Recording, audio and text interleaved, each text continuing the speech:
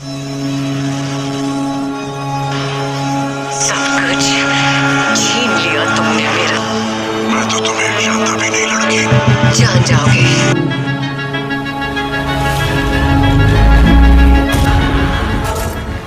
तो Avengers infinity war और end game में टूट चुकी हुई वांडा अब हमें दिखाई देगी डिज्नी प्लस की आने वाली सीरीज वांडा और विजन में। और ये सीरीज बहुत ही खास होगी क्योंकि Wanda one of most powerful super heroes में से एक है एमसीयू में। और इस सीरीज में उसके डिजायर्स को दिखाया जाएगा और एक तरह से कहूँ तो इसकी पावर्स को पीक तरह से दिखाया जाएगा रियलिटी मैनिपुलेशन में।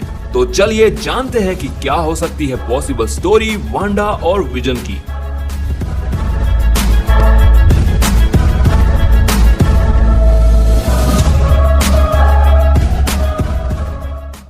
तो हाल ही में रिलीज हुई वांडा विजन के ट्रेलर को आप सभी ने देखा ही होगा और उसमें हमने पहली बार वांडा की रियलिटी अल्टरनेशन एबिलिटीज को देखा। पर इसके और भी कई पहलू है।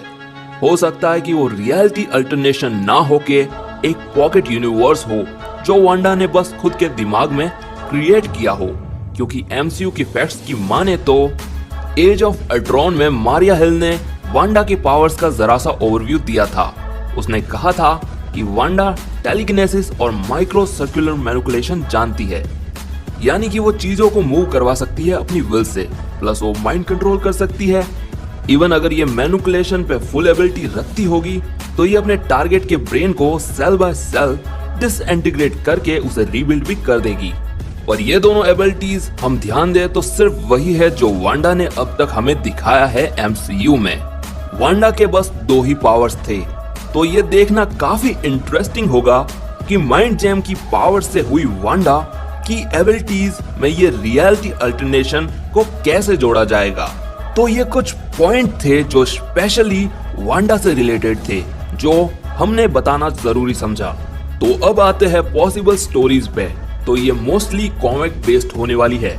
तो 70s के दशक में चलने वाली अवेंजर्स से हमने वांडा और विजन को एक साथ रिलेशनशिप में आते हुए देखा और आखिरकार दोनों की रिलेशनशिप शादी में बदल गई थी। 1975 के जायंट साइज अवेंजर्स के इशू 4 में इन दोनों ने अपने एडवेंचर और क्वेस्ट को जारी रखा और वेस्ट कोस्ट अवेंजर्स के तौर पे काम कर रहे थे और उन दोनों के दो बच्चे भी थे, विलियम और थॉमस। पर सब कुछ बदल गया 1989 के जॉन ब्रायन के विजन क्वेस्ट स्टोरी लाइन में, जिसमें विजन के डिसमेंटल होने के बाद हैंक पिम ने उसे रीअरेंज कर दिया था। तब उसके पास्ट के मेमोरीज रिवाइव नहीं हुए थे। उसे अब कोई भी इमोशनल अटैचमेंट नहीं था वांडा को लेकर, जिससे वांडा इतनी टूट जाती है कि उसे नर्व ब्रेकडाउन हो जाता है और उसका ये ट्रॉमा और भी ज्यादा गहरा हो जाता है जब उसे रियलाइज होता है कि इसके जो बच्चे थे वो भी रियल नहीं थे, वो बस इसकी पावर्स से क्रिएट किए गए थे, जिसे मेफिस्टो की सोल के साथ कंबाइन करके वांडा ने बनाया था। और वो ट्रॉमा इतना गहरा हो जाता है कि इसके माइंड को फ्रेगमेंट्स में बांट देता है और वो खुद को एक फाल्स रियलिटी में डुबा देती है, जहां उसकी सारी दिली ख्वाहिश सच हो जाती है। उसकी लाइफ बिल्कुल वैसी होती है जैसा वो चाहती थी। और यही स्टोरी बनती है अवेंजर्स डिसअसेंबल्ड की, और जो कि आगे जाकर बेस बनती है हाउस ऑफ एम की। अब वांडा और विजन काफी हद तक हाउस ऑफ एम पर बेस्ड हो सकती है और इसका हिंट हमें ट्रेलर में भी दिया जा चुका है। जब ट्रेलर के एक हिस्से में वांडा अपने पावर से वाइन की बोतल उठाती है जिस पर लिखा हुआ होता है मैसेंडू मैप्रिस। अगर मैं इसे सही से प्रोनाउंस नहीं कर पाया हूँ तो कुछ बोलना मत कमेंट में। और उस बोतल की नेक लेवल पर एक एम बना होता है और वो एम एक सर्कल से कवर किया हुआ होता है, जो कि मार्वल में हाउस ऑफ एम का सिंबल भी है। मैफ्रिस एक फ्रेंच वर्ड है जिसका ट्रांसलेशन होता है कंटेम्प्ट और मैसेंडू का ट्रांसलेशन होता है हाउस ऑफ। और इसमें वांडा एक्चुअली पूरे वर्ल्ड की रियलिटी और हिस्ट्री को रीराइट कर देती है, यानी सभी इवेंट उसकी सोच से मैनिपुलेट हो गए थे। जहां कैप्टन अमेरिका एक वॉर वेटरन था, पीटर पार्कर को ग्वेन स्टेसी मिल जाती है, कैरोल डेनवर्स अब सबसे ज्यादा पॉपुलर सुपर हीरो थी। आयरन मैन फैंस इससे बिल्कुल भी खुश नहीं होंगे। यानी वांडा ने दुनिया में सब कुछ बदल दिया था जो सबकी दिली ख्वाहिश थी। वही ये सब उसने मैग्नीटो के इन्फ्लुएंस में होते हुए किया था। तो उसकी इस न्यू रियलिटी में म्यूटेंट्स एक सुपीरियर बीइंग थे ह्यूमंस के ऊपर, और इसमें वांडा अपने लिए सब कुछ नॉर्मल रखती है, हर चीज जो वो चाहती थी। पर जब क्विक सिल्वर को ये सब सही नहीं लगता तब वो अवेंजर्स और एक्समैन के मेंबर्स को इकट्ठा करता है गेनोशा चल के मैग्नेटो से लड़ने के लिए, जिसके बाद इन सब से तंग आके वांडा अपनी सबसे हिस्टोरिक लाइन कहती है नो मोर म्यूटेंट्स, और फिर से पूरी रियलिटी को रीराइट कर देती है और इस तरह 90% ऑफ म्यूटेंट्स नॉर्मल ह्यूमंस बन जाते हैं और म्यूटेंट रेस अब खत्म होने की कगार पर आ जाती है।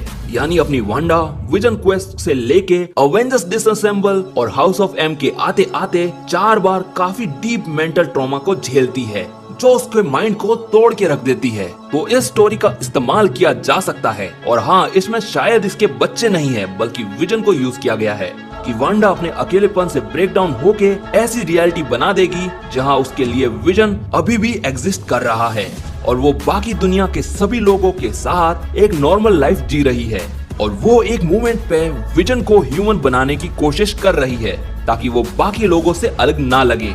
पर हर बार कुछ ना कुछ लिमिटेशंस आ रहे हैं उसकी रियलिटी में और उन्हें परफेक्ट करने के लिए वो उन्हें रीराइट करती जा रही है जब तक वो अपने लिए एक परफेक्ट नॉर्मल लाइफ ना बना ले।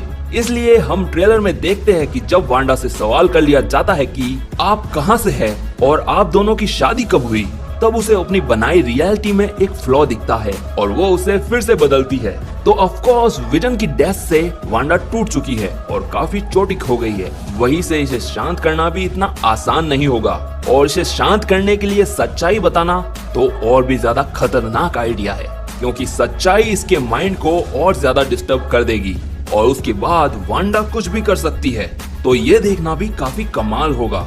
और हाँ, हाउस ऑफ एम की स्टोरी को काफी ज्यादा हद तक बदलना होगा ताकि वो एमसीयू के बेस पर आ सके, पर फिर भी हम जानते हैं कि ये एमसीयू के लिए कोई बड़ी बात नहीं है। वो वैसे भी अपनी मूवीज को काफी अलग रखते हैं कॉमिक्स से और ये सभी एस्पेक्ट आपकी हाइप को और ज्यादा बढ़ा देगी इस सीरीज के लिए। और पर्सनली मैं काफी एक्साइटेड हूँ क्योंकि अब रियलिटी मैनिपुलेशन बड़े लेवल पर देखने के लिए मिलेगा। सो दैट्स इट, ये था आज का वीडियो। अगर पसंद आया हो तो लाइक करें और आपका क्या कहना है वांडा और विजन के बारे में कमेंट करके जरूर बताएं। अब मैं मिलूंगा next time, till then bye bye.